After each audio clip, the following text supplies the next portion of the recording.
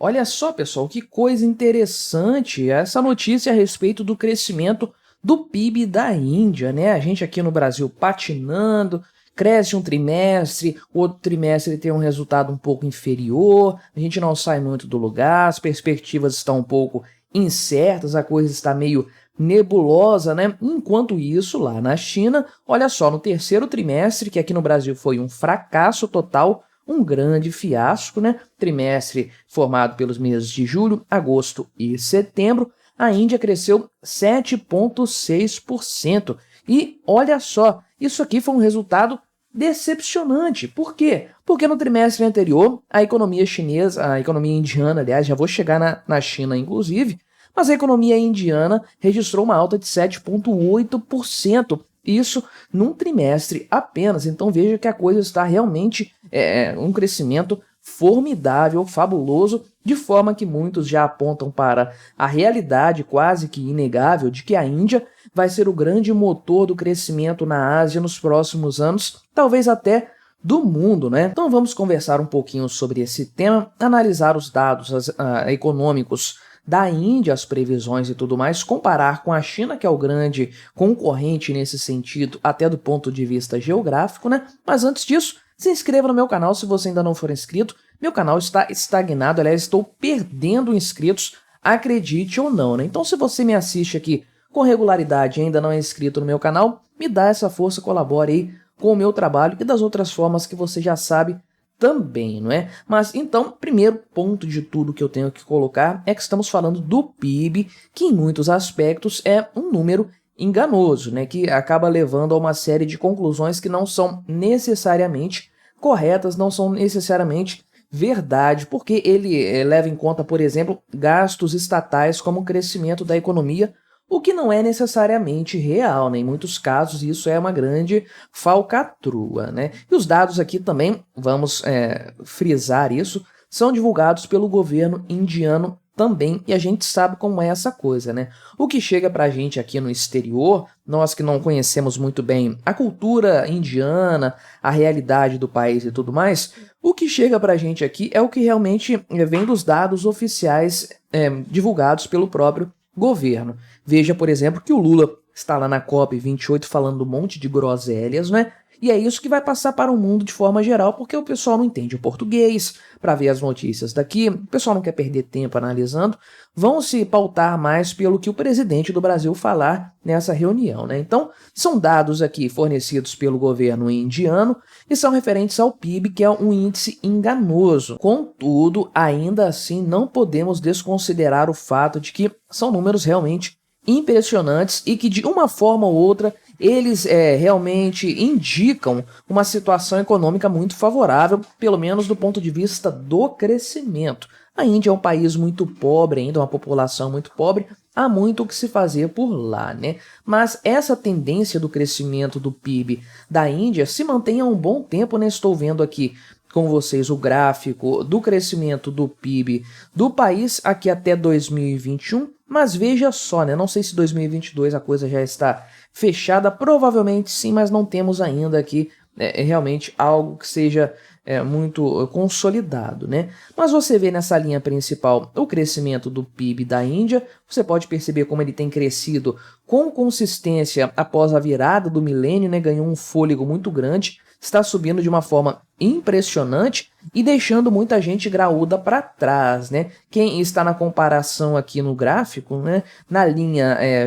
verde nós temos o Canadá e na linha laranja nós temos o Brasil, e ambos os países vinham de uma condição econômica melhor do que a Índia, embora sempre tiveram provavelmente uma população menor que a indiana, mas veja aqui que logo após 2010, né, o Brasil aqui chegou no topo, chegou no auge do seu PIB em 2010, para logo na sequência despencar bastante, culpa do governo PT, né? Você sabe muito bem, nesses anos aqui tivemos o voo da galinha, desde que o Lula chegou no poder, para depois termos essa aterrissagem aqui, nada agradável, nada sutil, que vem sempre na sequência desse tipo de medida econômica. Mas, embora aqui o Canadá, por exemplo, esteja patinando, andando de lá para cá, e o Brasil tenha caído bastante, né, de 2010, a partir da década de 2010, a Índia continua crescendo de uma forma considerável, de uma forma bastante consistente e ultrapassou com muita folga o PIB brasileiro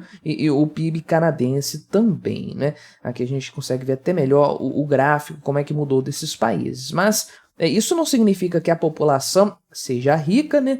Porque a população da Índia é muito grande, tem-se a questão do PIB per capita, mas trata-se sim de um crescimento bastante expressivo. E aí, principalmente o setor de serviços puxou o crescimento da economia no terceiro trimestre, e aqui fica o ponto também, né, que os gastos de capital do governo por conta das eleições que vão acontecer no próximo ano. Então esse resultado superou inclusive as previsões do Banco Central do país aí, que previa 6,5% de crescimento, mais de 1% de diferença, então, em relação ao que estava previsto, sendo que a indústria de transformação e o setor do manufatureiro aqui, né, cresceu quase 14% nesse trimestre apenas, julho, agosto e setembro, uma coisa assim inacreditável. Em um ano isso seria muito, que dirá em um trimestre, né? E a área de construção teve um crescimento acima de 13%, o setor de mineração 10%, melhor ainda do que no trimestre anterior, que conforme eu falei, teve um crescimento expressivo também, maior do que o desse último trimestre que fechou aí, né? O crescimento do setor agrícola foi um pouco mais lento aqui, porém, realmente existe uma previsão, uma surpresa positiva, conforme o pessoal aqui da Escola de Economia de Ambedkar, né? O senhor N.R. Banumurti, sei lá como é que pronuncia esse nome indiano aqui, conforme ele se expressa. É um número que realmente chama muito a atenção, e a Índia tem uma série de vantagens, então, em relação ao país mais próximo dela ali do ponto de vista da comparação, um país que a gente consegue comparar mais, que seria a própria China. Em muitos aspectos dá para você comparar a Índia com o Brasil, naturalmente, um país de proporções continentais, um país que tem um passado colonialista bastante acentuado, um país que tem uma população expressiva, embora com ordens de grandeza diferentes, né? O Brasil está na casa das centenas de milhões, a Índia já passou de 1 bilhão de habitantes, mas uma população muito pobre, que está começando a progredir agora, né? E também um país com uma democracia mais recente, enfim, várias coisas que são semelhantes entre a Índia e o Brasil, mas o mais correto, até do ponto de vista ali da localização geográfica, né, é você comparar a China com a Índia. E a Índia está deixando a China para trás, esse é o grande ponto. A China ainda é a segunda maior economia do mundo, tem toda uma carga ali de décadas de crescimento econômico contínuo e tudo mais. Só que nós estamos acompanhando há muito tempo essa tendência do arrefecimento do crescimento chinês, inclusive em vários setores, né? Não apenas do valor global, do valor geral, mas diversos setores na China, da economia chinesa, estão funcionando mais devagar, com especial destaque para o setor imobiliário, que sempre puxou a economia chinesa para frente e que agora está com problemas terríveis. E é isso que o pessoal aqui do site CNBC, inclusive, diz, né, que a China vai ficar de lado, ela vai sair do caminho, porque a Índia vai impulsionar o crescimento da Ásia nos próximos anos, de acordo com a S&P Global, né? Então, o pessoal está prevendo isso já, que não é a China que vai impulsionar o crescimento econômico desse setor, Ásia e Pacífico também, né? E aí o sul da Ásia e o sudeste asiático serão o motor do crescimento, sendo que o PIB do país ali, da Índia, deve chegar a 6,4% em 2024 e 7% o crescimento do PIB, né, em 2026, aliás. Vai fazendo o comparativo de percentual em cima de percentual para você medir o tanto que a economia vai crescer, então, nessa década, né, em meados dessa década, talvez até o final, sendo que o pessoal aqui prevê um crescimento mais lento para a China, vai chegar a 5,4%, é o que eles preveem para 2024, o que é muito menor do que a China já cresceu em outros tempos aí, embora seja uma previsão positiva desse pessoal. Não sei por que estão com previsões positivas para a China, mas é o que eles estão mensurando aí. Só que esse crescimento, ao contrário do que vai acontecer aqui com a Índia, ele vai reduzir o seu ímpeto para 2024, 4,6%, né? Então imagino que eles confundiram alguma coisa aqui da numeração. E aí, de fato, o PIB da Índia, a economia, vai avançar bastante nos próximos 3 anos. É a expectativa.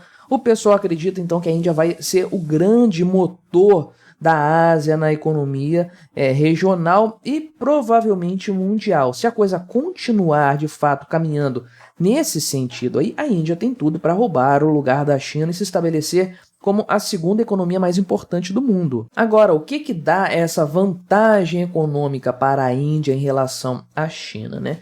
Uma série de fatores. Primeiro, embora o governo da Índia tenha todos os seus problemas, intervencionismo, problemas também de direitos humanos, né, não se compara ao governo chinês, que é realmente uma ditadura, e toda a ditadura acaba cobrando o seu preço, principalmente se ela for comunista, que é o grande problema da China, o planejamento central e tudo mais. Então, os chineses vão continuar incorrendo nesse erro, ao que tudo indica, né?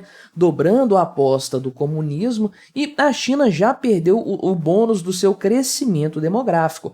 É uma população muito grande, mas uma população que está ficando muito velha, e o desemprego entre jovens ainda assim está muito alto, o que é um contrassenso e um grande problema no final das contas. Há toda aquela distorção de você não ter uma quantidade equilibrada de homens e mulheres na sociedade. Enfim, a China tem uma série de problemas, tanto do ponto de vista econômico e político, né, gestão do Partido Comunista da economia do país, quanto do ponto de vista social, a questão de décadas de comunismo interferindo na sociedade, na questão da política do filho único, que a China quer abandonar agora, mas não consegue convencer a população a fazer isso, né? É fácil você proibir o cidadão de ter quantos filhos quiser, limitar isso a um filho, mas é muito difícil você obrigar o cidadão a ter quantos filhos você quer que ele tenha, né? Realmente é uma tarefa muito mais complicada. E a Índia, portanto, não possui esses problemas. É um país que tem muito o que se fazer ainda. Quando você pega um cenário desse, de muita pobreza, você também tem, por consequência, um grande potencial de crescimento econômico, e é o que nós estamos vendo. Se isso for sustentável, se a Índia começar a apostar em coisas mais economicamente ortodoxas, existe realmente uma grande possibilidade do país se destacar cada vez mais na economia. Enquanto isso, nós aqui no Brasil continuamos patinando no lugar, não é? Mas o que você achou dessa história? Colabore com o nosso debate, se inscreva no meu canal se você ainda não for inscrito e até a próxima.